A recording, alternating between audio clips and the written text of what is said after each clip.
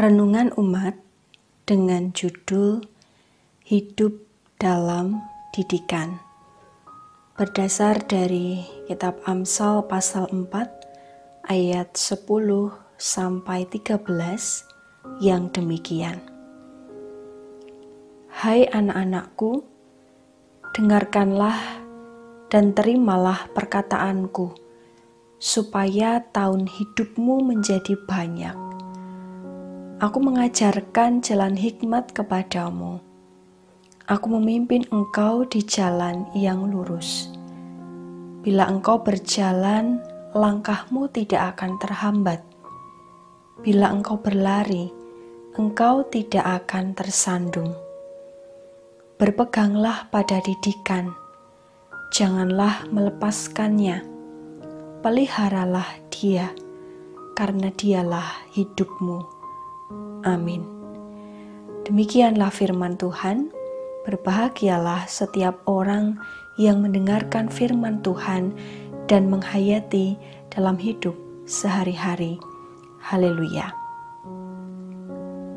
Bapak, Ibu, dan Saudara yang dikasihi Tuhan, mengingat sejenak tentang masa ketika masih kecil, orang tua kita tentu selalu memberikan nasihat kepada kita. Apakah Bapak, Ibu, dan Saudara masih ingat nasihat apa yang terkenang di hati sampai sekarang? Nasihat yang diajarkan oleh orang tua kita, yaitu tentang nilai-nilai yang baik dan mengarahkan kita menjadi pribadi yang baik. Karena setiap orang tua pasti mendambakan anak-anaknya tumbuh menjadi pribadi yang baik. Hidupnya dalam tanda kutip dalan, berjalan di jalan yang benar dan migunani atau berguna bagi sekitarnya.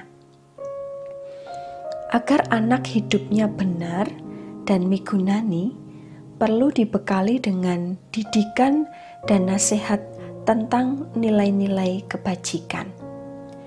Beberapa banyak nilai yang diajarkan, salah satunya yaitu terkait dengan nilai kesopanan yang sampai saat ini tetap diajarkan kepada anak-anak, yaitu ketika diberi sesuatu mengucapkan terima kasih, ketika berbuat salah meminta maaf, ketika lewat di depan orang memberikan salam atau bilang derek langkung atau permisi numpang lewat. Dan sebagai keluarga Kristen, para orang tua mengajarkan anak baik untuk berdoa, sekolah minggu, dan masih banyak lagi.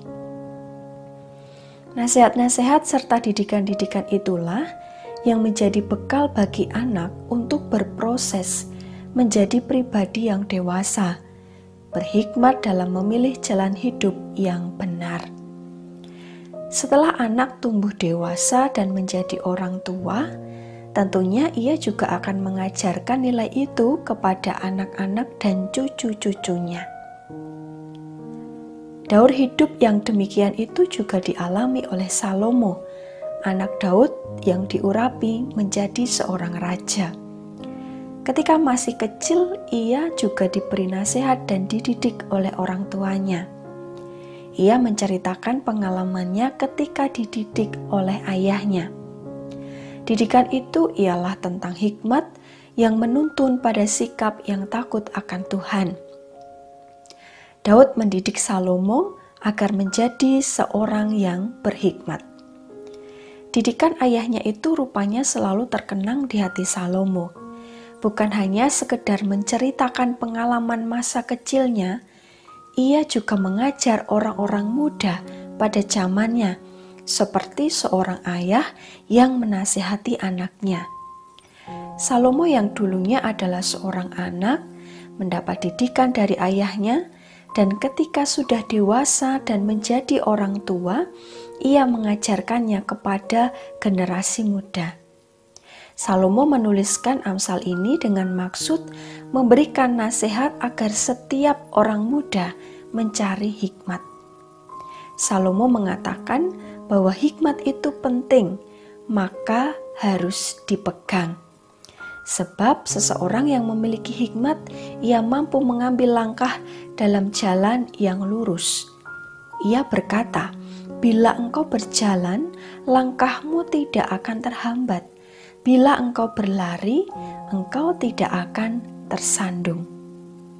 Saya rasa nasihat Salomo tentang hikmat ini tidak hanya berlaku bagi orang-orang muda, melainkan juga setiap jemaat, baik laki-laki, perempuan, yang tua, dan yang muda. Karena hikmat itu mengarahkan setiap orang melangkah dalam jalan yang benar.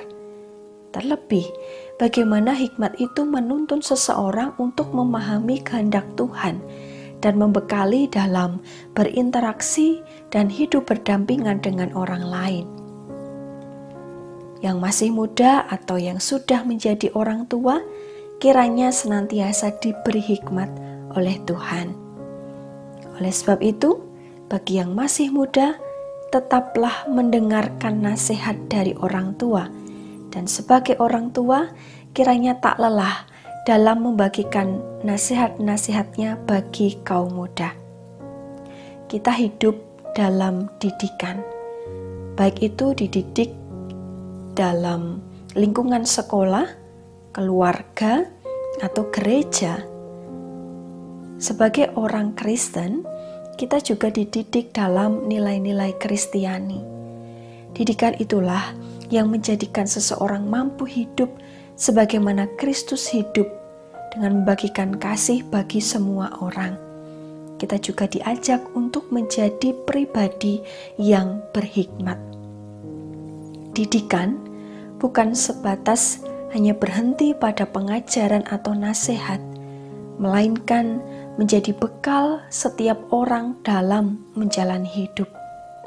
Mari berpegang pada didikan, jangan melepaskannya, peliharalah dia, karena didikan itu yang menjadi pegangan dalam sepanjang hidup kita. Amin. Salam sehat untuk kita semua. Tuhan Yesus memberkati. Mari kita berdoa. Bapa Surgawi, kami mengucap syukur atas anugerah-Mu dalam hidup kami. Kesehatan, kekuatan, sukacita senantiasa memenuhi hidup kami sampai saat ini.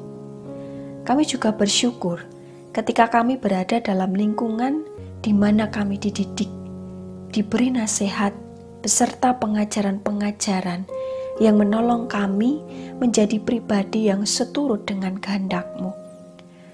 Kami memohon hikmat supaya dimampukan untuk hidup dalam jalan-Mu. Kami saat ini juga berdoa, memohon berkat-Mu untuk jemaat-Mu dimanapun berada, secara khusus jemaat-Mu di GKJ Jatimulyo. Berkati dengan kesehatan, kekuatan. Tolonglah saudara-saudara kami yang berjuang dalam proses pemulihan karena sakit penyakit, berproses dalam pergumulan hidup masing-masing. Kiranya melalui berkat-Mu itu, saudara-saudari kami boleh semakin dikuatkan untuk terus melangkah dan senantiasa berharap kepada-Mu. Di masa pandemi COVID-19 dan perpanjangan masa PPKM, kiranya Engkau menolong supaya kami senantiasa dikuatkan. Berkati pula proses vaksinasi, kiranya proses itu bisa menjangkau seluruh rakyat Indonesia. Demikian doa dan syukur kami ini ya Bapa. Kami juga mohon ampun atas segala dosa dan kesalahan kami. Doa ini kami serahkan dalam tangan kasih Tuhan Yesus Kristus, Juru Selamat dan Perantara kami. Amin.